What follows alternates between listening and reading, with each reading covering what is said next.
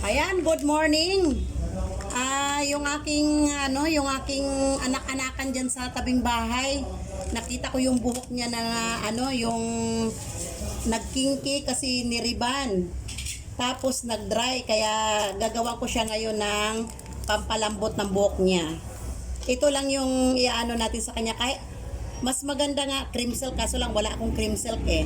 Tapos suka ang iaano natin sa buhok niya para mabuhay uli yung kanyang buhok. So depende lang yan kung gaano kakapal ang buhok na paglalagyan nyo. Bahala na kayo mag-estimate kasi kung medyo manipis naman,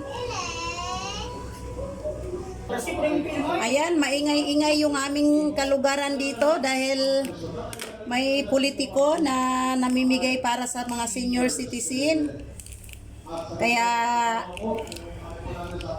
dapat nga mamaya pa lang ako gagawa ng video na ganito kaso lang gusto nang maligo ng aking anak-anakan. So ngayon lalagyan natin siya ng suka. Kayo na mag-estimate kung gaano kadaming suka ang ilalagay nyo para basta parang siya lang, kulang siya ng konti. Teka lang. So ayan, dagdagan lang natin ng konti kasi medyo kulang siya.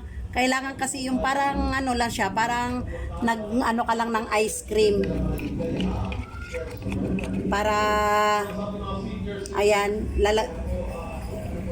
pagka medyo tama na yung pagka-halo, malalaman nyo naman yan kapag yung medyo na talaga siya.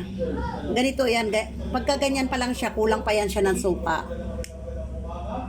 Dagdagan natin ng konti. Ayan, medyo okay na siya. Para na siyang ice cream na na pinong-pino na yung dating.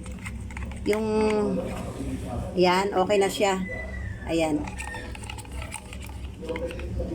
Pero medyo doubt pa ako. Dagdagan pa natin ng konti. Mahal ang sibuyas, mahal ang bawang. Oy, pero ang kulay puti ngayon ng sibuyas, napakamura lang ha. Ikaw announcer ha. So ayan, para na siyang ice cream yung texture niya, di ba? Yan.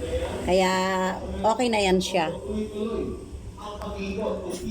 At yung aking paglalagyan ng ganito kasi yung texture ng buhok niya kasi kaririban lang. Ilang buwan na tong niriban be? August. Kaya tignan nyo king-king-kinky na siya, king-king-kinky. Ayan, king-king-kinky siya. Tsaka nag-umpisa na rin nagkulot yung dito niya.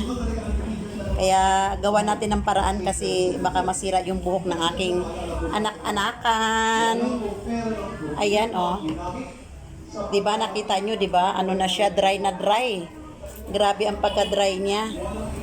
Kaya gagawa natin ng paraan. I-a-apply nyo lang naman yan mga kalungsod. I-a-apply nyo lang naman yan. Kahit hindi basa ang buhok or basa ang buhok, pwede nyo siyang i-apply. Tapos ibabad nyo lang siya ng kahit mga 5 minutes lang. Or habang nagsasabon kayo ng katawan, ibababad nyo na. O pagkatapos nyo, pwede nyo na siyang banlawan. Ayan, lalagyan na natin ng lalagyan na natin siya ng Shampoo. Shampoo na may suka.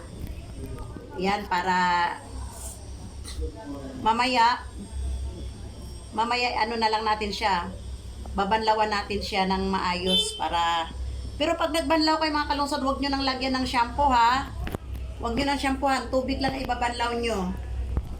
Nanigyan natin? Oo, kasi para hindi mawawala yung basta ganyan, nyo lang. Gugupitin nyo, Ate Nanette? Hanggang sa mapuno yung mapuno yung buhok ng conditioner at saka suka. Babad nyo lang siya.